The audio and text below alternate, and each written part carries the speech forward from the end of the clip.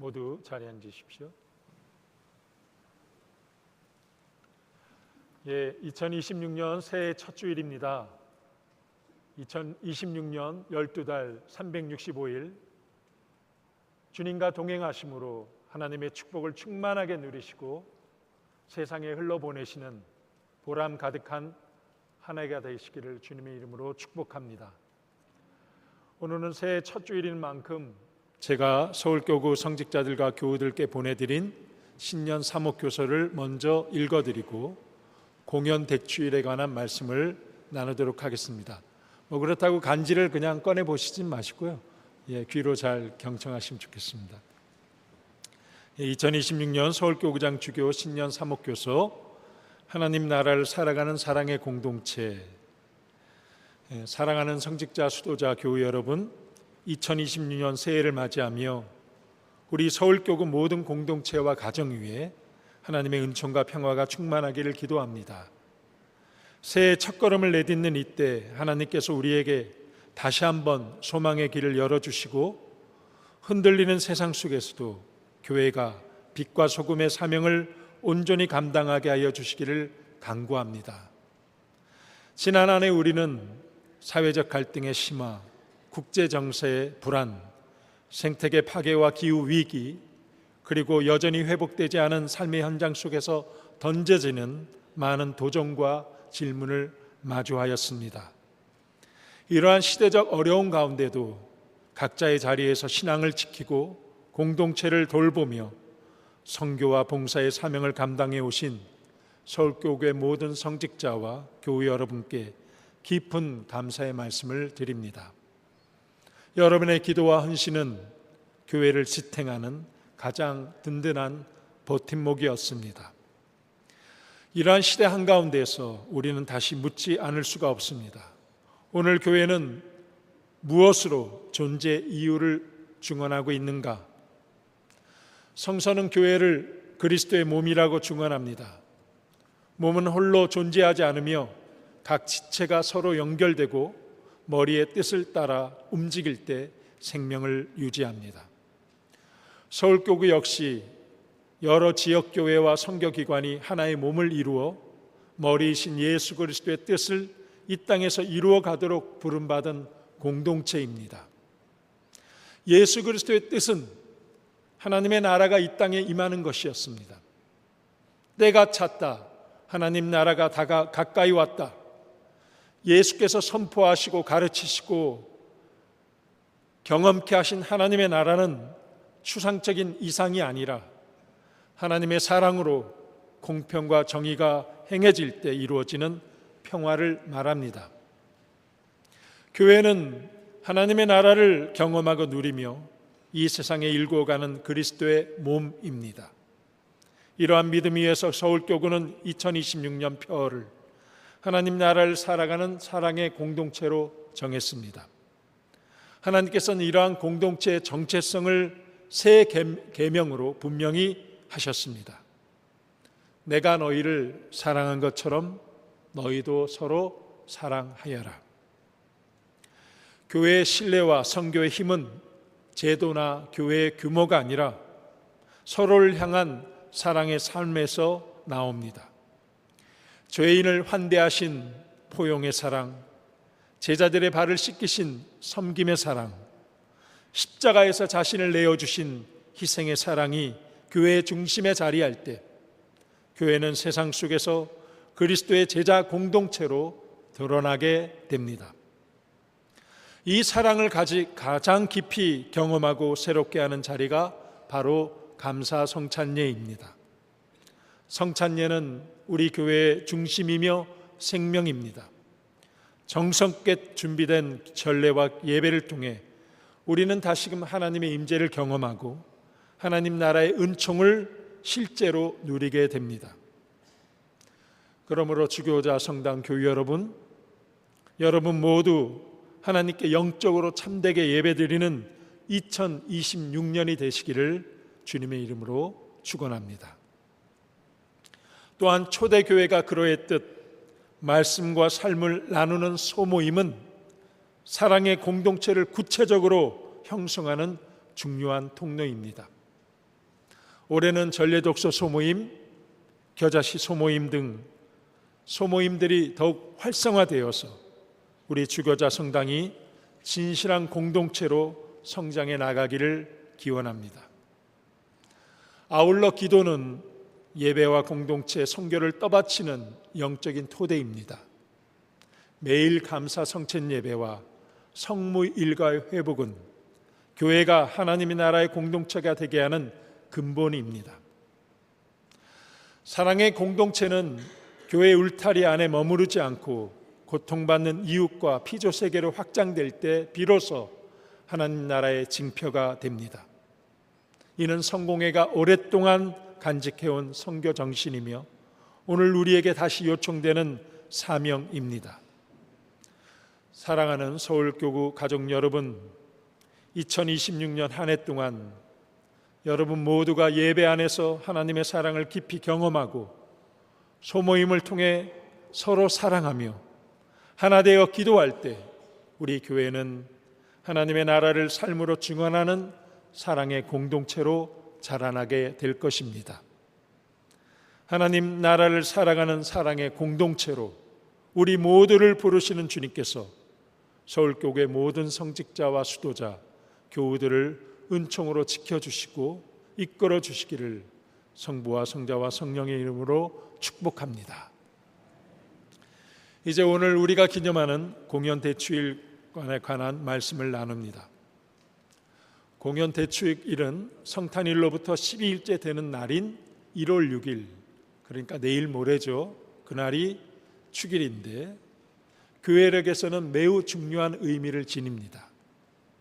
공연, 영어로는 에피파니라는 이 말은 해가 뜨는 것 혹은 동토오는 새벽을 의미합니다. 동방박사들이 먼 길을 찾아와 아기 예수님께 경배 드렸을 때 예수님께서는 장차 유다인의 그들만의 왕이 아니라 모든 민족의 평화의 왕, 온 세상의 구세주가 되실 분이심을 드러나게 되었습니다. 사람들은 예수님의 나타나심을 보며 캄캄한 어둠 가운데 해가 떠오르는 것 같은 희망을 느꼈습니다. 그래서 이날은 주요 절기가 되었고 오늘 우리도 화요일에 주요 축일을 주일로 옮겨서 지키고 있습니다. 오늘 복음은 동방 박사들의 이야기를 전해주죠. 이들은 성탄의 의미가 한 민족을 넘어 온 세상을 향해 열린다는 것을 보여주는 인물들입니다. 그들은 별을 연구하는 학자들이었습니다. 원어로 마고이라고 불리는 이들은 천문학자이자 점성가였죠. 아마 페르시아 지역에서 온 이방인이었을 것으로 추정합니다. 이들이 아기 예수님을 찾아온 것은 단순한 호기심이 아니었습니다. 별을 통해 새로운 왕이 탄생하게 된 것을 알게 된 그들은 별빛을 따라 먼 여정을 시작했습니다. 오늘 일독서 이사야는 이렇게 말씀합니다. 일어나 비추어라, 너의 빛이 왔다. 야훼의 영광이 너를 비춘다. 세상은 여전히 어둠에 덮여 있고 민족들은 암흑에 쌓여 있습니다. 여기서 어둠은 단순히 빛이 부족하다는 뜻이 아니죠.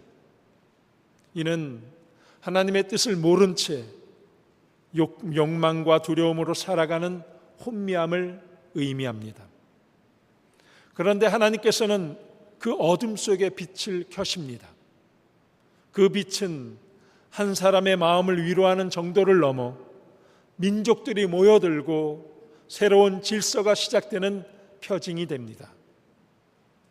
이사야는 예언합니다. 금과 향료를 싣고 야훼를 높이 찬양하며 찾아오리라.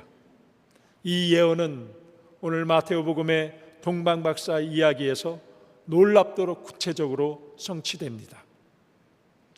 그런데 흥미로운 대조가 여기에 있습니다. 동방박사들이 예루살렘에 도착하여 묻습니다. 유다인으로 왕으로 나신 분이 어디 계십니까? 우리는 동방에서 그분의 별을 보고 그분에게 경배하러 왔습니다. 같은 하늘 아래 살면서도 반응은 극명하게 갈렸습니다. 헤롯과 예루살렘 사람들은 이 소식을 듣고 온통 술렁입니다. 권력자 헤롯은 자신의 자리를 위협할 수 있다는 참된 왕의 소식 앞에서 불안해합니다. 반면에 동방 박사들은 빼앗기 위해서 온 것이 아니라 경배하기 위해, 섬기기 위해 먼 길을 찾아왔죠. 헤롯 왕이 다스리는 한복판에서 새로운 유다인의 왕이 태어났다고 공개적으로 말하는 것은 사실상 반역에 가까운 선언이었습니다. 평화를 이룰 새로운 왕의 출현은 힘으로 통치하는 권력자 헤롯과 필연적으로 갈등을 일으킬 수밖에 없었습니다. 드디어 별을 따라 아기 예수님을 발견한 동방 박사들은 그지없이 기뻐하며 집에 들어가 경배를 드립니다. 그리고 보물 상자를 열어 황금과 유황과 모략을 드렸습니다. 이 세 가지 선물은 단순한 예물이 아닙니다. 이것은 아기 예수님의 정체성과 사명을 향한 신앙 고백이기도 합니다. 황금은 왕에게 드리는 가장 귀한 선물이죠. 초라한 마구간에서 태어나신 아기 예수님이시지만 그분은 진정한 왕이셨습니다. 이 세상의 권력자들처럼 힘으로 다스리는 왕이 아니라 정의와 평화로 다스리시는 참된 왕이십니다. 오늘의 성시 시편 72편은 이렇게 노래했습니다. 하소연하는 빈민을 건져주고 도움받을 데 없는 약자를 구해주며 억압과 폭력에서 그 목숨을 건져주는 왕, 정의가 꽃피는 그의 날에 평화가 넘치는 그런 나라를 이루시는 통치자, 그분이 바로 아기 예수님입니다.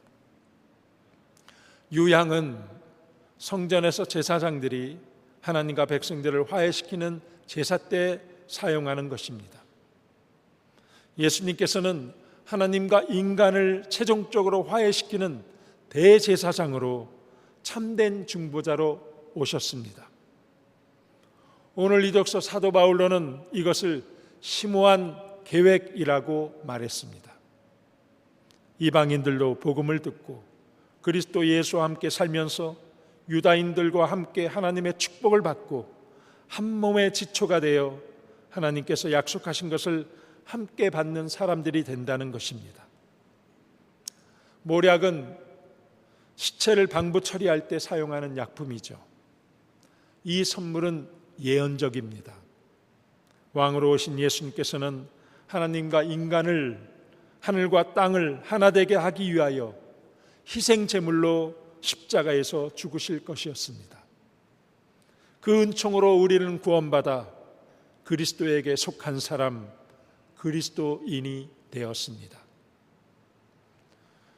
그러나 공연의 기쁨 뒤에는 어두운 그림자가 드리웁니다. 경배를 마친 박사들은 하나님의 지시에 따라 헤롯을 피해 다른 길로 자기 나라로 돌아갔습니다. 자신이 속인 것을 안 헤롯은 분노하여 베들레헴과 그 근처에 사는 2살 이하의 사내 아이를 모두 죽이는 끔찍한 만행을 벌였습니다. 교회는 지난 12월 28일을 죄 없는 아기들의 순교 기념일로 지키며 이들을 기억합니다. 이는 헤롯의 권력력에 희생된 그 아기들만이 아니라 역사 속에서 무고하게 죽임을 당한 모든 이들을 기억하며 기도하는 날입니다. 오늘날에도 얼마나 무고한 생명들이 죽임을 당하고 있습니까? 전쟁과 기금으로, 불의한 구조와 탐욕으로 수많은 생명들이 희생되고 있습니다. 지금도 우크라이나, 팔레스타인에서 죽임을 당한 어린이들이 얼마나 많은지요. 시민단체들이 낸 통계에 의하면 우리나라에서도 매일 7명의 노동자가 출근했다가 돌아오지 못하고 있다고 합니다. 잠시 마음을 모아 죄 없는 아기들의 순교 기념일 봉기도를 함께 올려드립니다. 주 하나님, 헤로드 왕에게 학살당한 베들레헴의 죄 없는 어린이를 기억하나이다. 비오니 모든 무죄한 희생자들을 주님의 자비하신 품에 안아주시고 크신 권능으로 악한 폭군의 흉계를 무너뜨리시어 이 세상에 정의와 사랑과 평화가 넘치게 하소서. 아멘. 사랑하는 교회 여러분, 동방박사가 드린 3가지 선물은 2026년 한 해를 시작하는 우리에게도 아주 중요한 의미를 던져줍니다.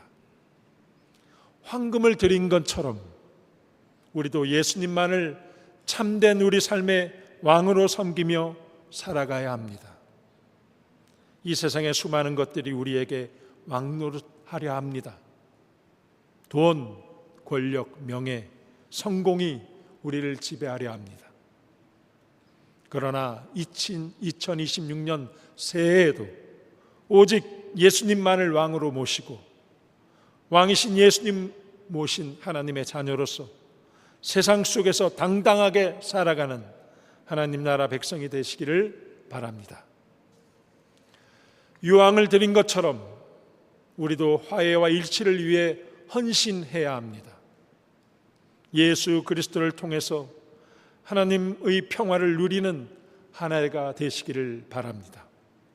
그리고 하나님을 알지 못하는 이웃을 하나님과 화해하게 하는 전도자의 삶을 살아가시길 바랍니다.